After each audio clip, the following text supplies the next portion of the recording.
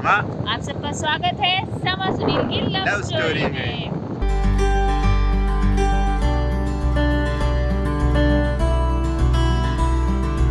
तो आज हम बात करेंगे लास्ट पार्ट की, जिसमें हमारे घर वाले इनके घर रिश्ता लेके गया और क्या क्या बातें हुई। तो चलिए उस बारे में बात करते हैं। कुछ सुनील सुनाएंगे, कुछ मैं सुनाऊंगी। तो बताइए। पार्ट 4।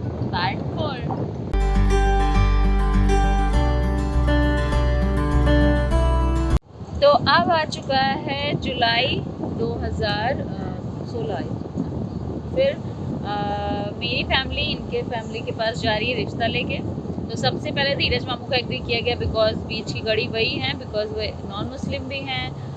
तो इनके फैमिली में शायद ज़्यादा कनेक्ट कर पाएंगे, बिकॉज हम लोग या अल्लाह और ये या भगवान तो बीच में कोई क्लैशेस ना हो जाए। या भगवान जी था, ये भगवान। अच्छा, सेकंड थिंग ये है कि हमारे फादर एक्सेप्ट अभी भी नहीं कर रहे थे, क्योंकि उनको बड़े भाई ने बुला लिया था रिश्ते के लिए कि भाई आ जाओ। हाँ, पर इनके पापा को नहीं अभी भी पता। पापा मतलब 50-50 में थे कि भाई कैसे रिएक्ट करें। एक मुस्लिम समधी मतलब परिवार होने वाला था, तो वो कैसे रिएक्ट करें उनको समझ में नहीं आ रहा। जो एज उनकी है उस एज में ना मोल्ड करना आपको बहुत मालूम, मुश्किल है। सामाजिक लोग बहुत होते हैं, उनके आसपास लोग सब कुछ ना कुछ बोलते रहते हैं। 60-70 अराउंड जो लोग होते हैं, तो उनके लिए मोल्ड करना बहुत मुश्किल होती है। उनको मनाना या उनको झुकाना या उनको समझाना आजकल की चीज़ें बहुत मुश्किल होती है, क्योंकि उन्होंने अपनी शर्तों पे ज़िंदगी जी है और आगे भी वो वैसे ही जीने वाले हैं। तो मुश्किल ये हुई कि फैमिली तो पहुंच गई, पर पापा जी जो हैं वो कमरे से निकलने को तैयार नहीं। और फिर आधे घंटे बातें होने के बाद जब मेरी फैमिली मतलब मेरे पापा ने बोला कि अरे इनके पापा को बुलाइए और कह दीजिए उनसे, नाराज़ अगर हैं भी, क्योंकि मैं भी था, तो उनसे बोल दीजिए फेरे वेरे होंगे। तो फिर जाके पापा हमारे बाहर आए। मनोज भाई ने जाके बोला कि वो लोग फेरे वेरे करने के लिए राजी हैं, जैसे हमारे रिलीजन में शादी होती है। तो बोला अच्छा हाँ ठीक है, आता हूँ मैं। फिर वो कुछ आओ नाश्ते खाने लग रहे हैं। फिर उसके बाद अच्छे से बातचीत हुई, हंसी मजाक, फिर फल फ्रूट जो भी दिया जाता वो दिया। फिर रिटर्न में उनके घर से मिला। तो मतलब आधे घंटे बाद पापा ने क्लियर बोल दिया था कि भाई शादी में फेरे ये सब होगा। जैसे हमारे उनको पीछे नहीं मालूम था कि हम लोगों ने क्या तय किया था। मतलब उनका जैसे निकाह वाली जो बात थी, तो अभी निकाह वाले में डिस्कस नहीं कर सकता, इसके लिए कि फैमिली के सामने नहीं डिस्कस कर सकते थे, इसलिए उन्होंने बोला हाँ ठीक है आपकी तरह से ही शादी होगी। अब पापा को मैंने मना लिया कि पापा जो बोल रहे हैं हम लोग वो बोल देना, बाकी होगी दोनों तरह से ही शादी। तो ठीक है। तो पापा मेरे थोड़े से मान गए थे, तो वहाँ जाके बोल दिया। अब इनकी फैमिली भी राजी। देखो, अगर छोटा सा झूठ बोलने से किसी को हार्म नहीं हो रहा है और लोग खुश हो रहे हैं, तो वो वाला झूठ बोल सकते हैं। अगर किसी को हार्म नहीं हो रहा है तो वो वाला झूठ। तो हमने बोल दिया और फिक्स हो गया। 2016 की बात है। अब इनकी फैमिली शादी फिक्स हो गई है। शादी में जैसे होता है कि हम लड़के वाले क्या बोलते हैं, नहीं हमें दहेज में कुछ नहीं चाहिए, हमें बस लड़की दे दो, बात खत्म। हाँ, इनकी फैमिली ने भी ऐसी बोला था। भाई हमारे जैसे मतलब हमारे घर की जैसे बहनें थी या फिर हमारी भतीजे थी, सबकी शादी हुई है, सब में दिया ही जाता है, अच्छा खासा दिया जाता है।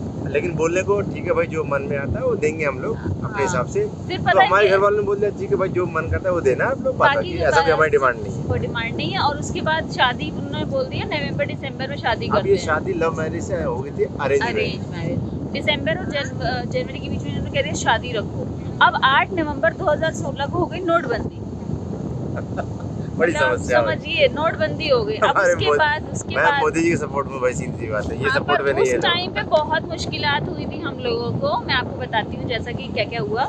फिर उसके बाद जब 8 नवंबर को नोटबंदी हो गई, फिर हम लोगों ने फेब तक शादी बढ़ाई। जो दिसंबर में शादी हो रही थी वो फेब में आगे बढ़ाई। एटलीस्ट 3 महीने में शायद सारी चीज़ें नॉर्मल हो जाएंगी, पर नहीं हुई नॉर्मल चीज़ें। आप लोगों को पता ही है, सबने नोटबंदी का सामना किया कि 3-4 महीने तक वो चीज़ें चली, नोट बदलना और सारी चीज़ें। और भी बहुत सारी चीज़ें थी, नोटबंदी तो थी, इसके अलावा ये मतलब नोटबंदी तो परेशानी थी हमारे लिए। एक परेशानी थी हिंदू मुस्लिम शादी होना किस तरह होगी। इनका ससुराल वाले कैसे माने वो तो सोच लीजिए और सुन लीजिए इनसे। इनके ससुराल मेरे ससुराल वाले, इनके अभी जो मायके वाले वो कैसे माने। मतलब अभी तक फाइनल यही था। दादी ने बोला कि नहीं हम तो शादी में नहीं आ रहे हैं, आप लोग कर रहे हो ठीक है चलो शादी में नहीं आ रहे हैं। बड़ी फूफी वो भी मन नहीं था कि शादी में नहीं आ रहे हैं। फिर मेरे पापा सबके पास मिलने गए एक से, और सबको मनाया कि ऐसा है, रे बच्चे वहाँ रहते हैं और कोई बात नहीं, ऐसा कुछ लोग माने इनके, कुछ लोग नहीं माने। कुछ रिश्तेदार नहीं आए थे शादी में, बट फेयर इनफ, ठीक है, उनकी मर्जी थी, नहीं आए वो। बट फाइनली दादी आ गई थी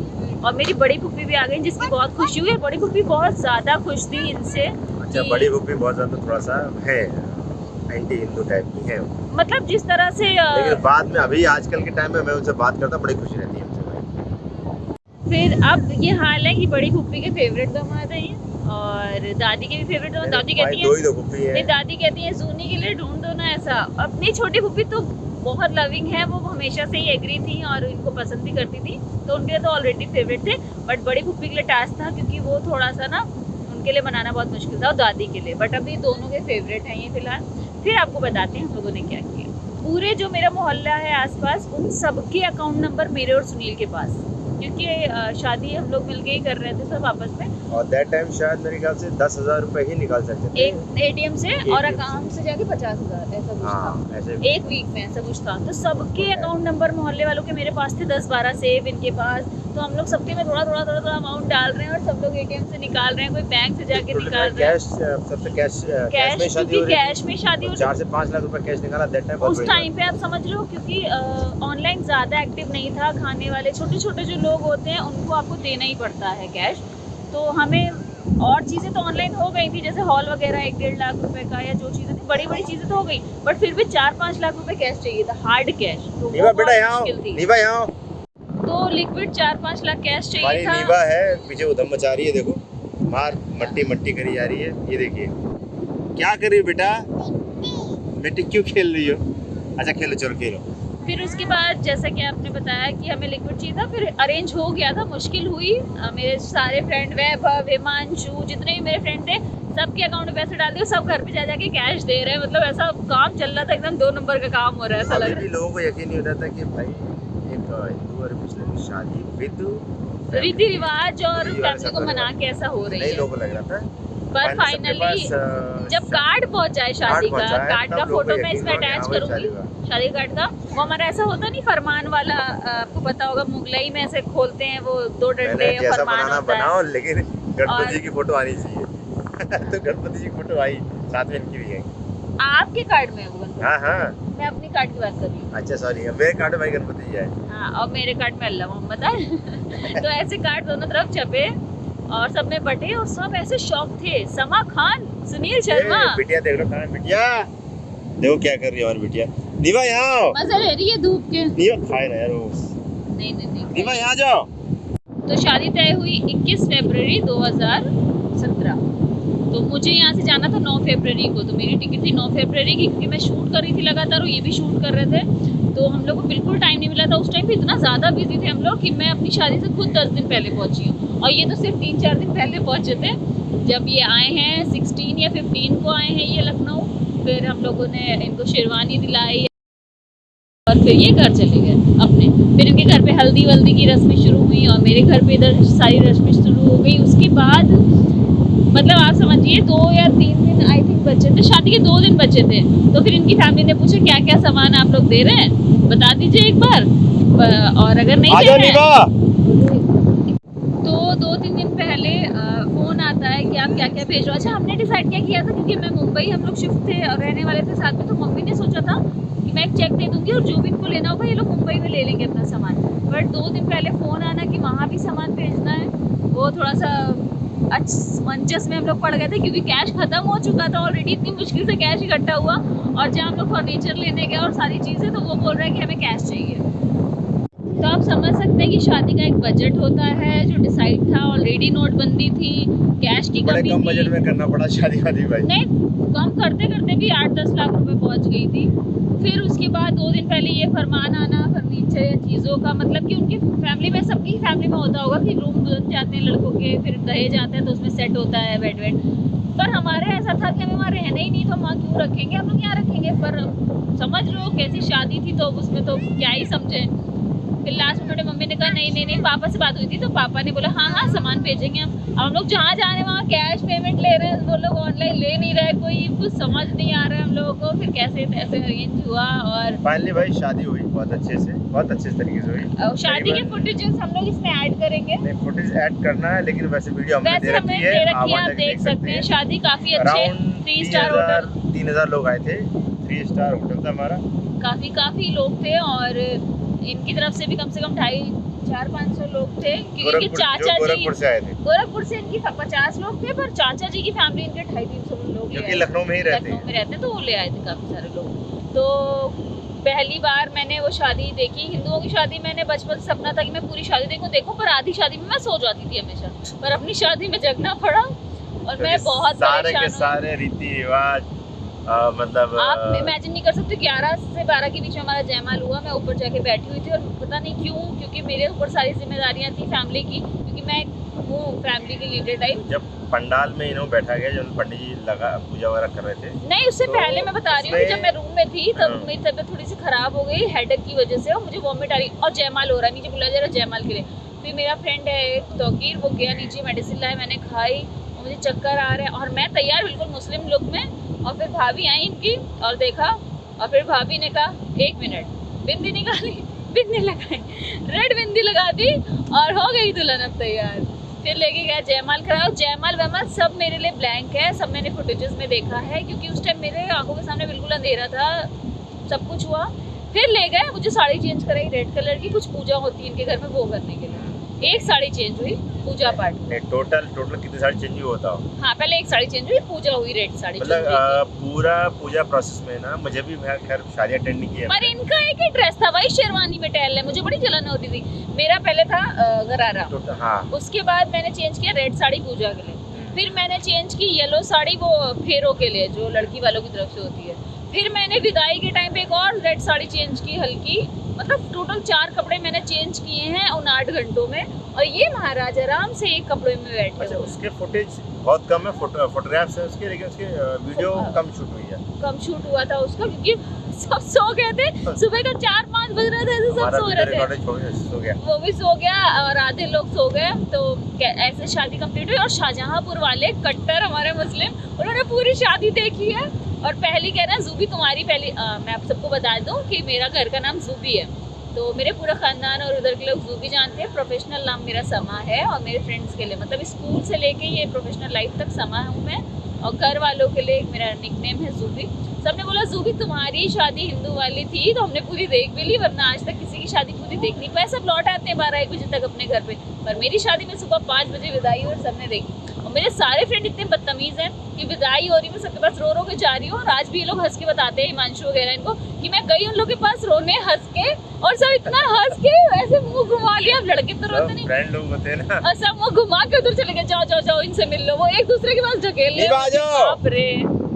और हाँ एक बात और मैं बताना भूल गई, बहुत इम्पोर्टेंट। आप सोचिए समा खान की शादी में क्या होगा खाने में, प्योर वेज। आप इमेजिन भी नहीं कर सकते हो, खाने वाले भी नहीं, वो भी हमारे नाते और उनकी फैमिली ने बोल दिया कि प्योर वेज होना चाहिए, मतलब ऐसे भी नहीं होना चाहिए मैं कि खाता हूं, मैं नॉनवेज इंसान हूं। नहीं ऐसा भी नहीं कि एक तरफ आप नॉनवेज रख लो एक तरफ वेज रख लो, ऐसा होता है ना, वेज नॉनवेज दोनों होता है। मत खाओ। सारी शादियों में होता है वेज नॉनवेज दोनों चलता है, पर यहाँ से फरमाना है प्योर वेज, मतलब समा खान की शादी में प्योर वेज। मेरे जितने भी फ्रेंड्स हैं, हिमांशु वैभव, सारे लोग मतलब मुर्गा नोचने की आस में बैठे थे। दैट टाइम वो खाता था नॉनवेज, हिमांशु भी नहीं खाता, तो प्योर वेज।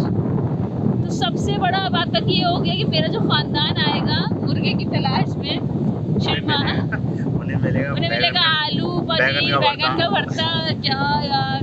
तो मेरी शादी में प्योर वेज खाना था, पर लोगों ने बहुत एंजॉय किया, क्योंकि नॉन वेज सब में हमारी शादियों में होता ही है, तो सब लोग बहुत खुश थे इस बात से। प्योर वेज खाना बहुत सबको अच्छा लगा, तो वो भी एक डर दूर हो गया।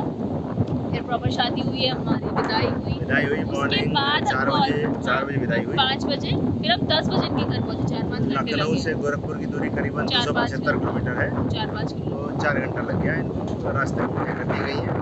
क्योंकि मुझे आदत नहीं थी, तभी कार की अभी थोड़ी सी हो गई है, तब मैं उल्टियाँ करते करते रास्ते में पहुंची हुई, बेचारे गाड़ियाँ रोकते रोकते और कुछ ना कुछ लेते हुए। फाइनली जब ये पहुंची तो वहाँ पर स्वागत किया। मुझे लगा यार, आप सोचो एक लड़की सुबह 8 बजे सो के उठी है, पूरा दिन उसने काम किया, लोगों की बिल्स क्लियर किए, फलाना फलाना फलाना, रात में 8 बजे मेकअप करना शुरू हुआ है, 11 बजे जयमाल हुआ है, पूरी रात शादी चली है, सुबह 10 बज गए, पूरे 24 घंटे हो चुके हैं बिना सोए मुझे, बिना खाए हुए मुझे। मैंने कहा चलो गोरखपुर पहुंच के हम सोने को मिलेगा, पर आधा घंटा हम कार में स्टक थे। मतलब कोई आप शादी वीडियो में देखोगे, पार्ट 4 या पार्ट 3 में वो कोई रस्में हो रही थी, विदाई के बाद जब हम वगैरह लोग ने। पहुंचे थे। इनकी मम्मी और तो बुआ ने कार की से थी। पहले क्या नाम है कुछ परछावन टाइप का होता है, वो करा जाता है जो नई बहू आती है घर में तब। और एक छोटा बच्चा जो घर का होता है वो गोद में बिठाया जाता है, और इनके घर का छोटा बच्चा 8-10 साल का था, तो वो मेरी गोद में था, मैं भूखी थी, मैं बिना सोई सक्षम था, हुई हमारा थी। सक्षम था भतीजा मेरा। और फिर उसके बाद वो आधा घंटा वो चीज़ें चली, मैंने कहा चलो हो गई, अब तो निकलेंगे बाहर जाएंगे। पर मैं वहाँ से जैसे ही बाहर निकली तो मेरे आगे डलियाँ रख दी गई हैं ऐसे शेप की, ऐसे ट्रायंगल शेप की डलियाँ, मतलब सीरियल में उसमें तुमने देखा है ना कि भाई था टीवी सीरियल में इन्होंने देखा कई बार थालियाँ कि देखी हैं यार, थालियाँ मतलब वो पैर में रख के मतलब जाते हैं। ऐसे होती थालियाँ आप रख सकते हो, पर वो डलियाँ ट्रायंगल शेप हमारे यहाँ गाँव में डलियाँ होती हैं, अब उसपे एक कदम करके उसपे हम दो मैं पैर पहले नहीं, देन ये बात। हाँ मतलब उससे दो पैर भी आपके एक साथ नहीं टिक सकते, पर हमें एक पैर से चलना है, एक पैर मेरा फिर पीछे से इनका एक पैर, एक पैर, एक पैर, ऐसे से पहुंचे कैसे कैसे करके इतनी हील मेरी। फिर आगे देखा तो वो कलश था, वो तो मुझे आइडिया था वो कलश था, पर मेरी इतनी नींद के झोंके थे, मन तो कर रहा था इस कलश को जल्दी से मारूं मैं और भागे जाऊं। फिर कलश के बाद एक थाली मिली जिसमें कलर था, फिर पैर चले, मैंने कहा चलो अब फाइनली जाऊंगी। फिर क्या मंदिर था उसमें हम पहुंचे, मुझे लगा अब फाइनली मैं जाऊंगी। फिर उस मंदिर के बाद उस मंदिर के अंदर ले जाया गया, वहाँ भी कुछ रस्में होंगी, अब आपको मैं बताऊंगी वहाँ क्या क्या हुआ। फिर उस मंदिर में जाने के बाद भी कुछ पूजा पाठ होता है वो हुआ।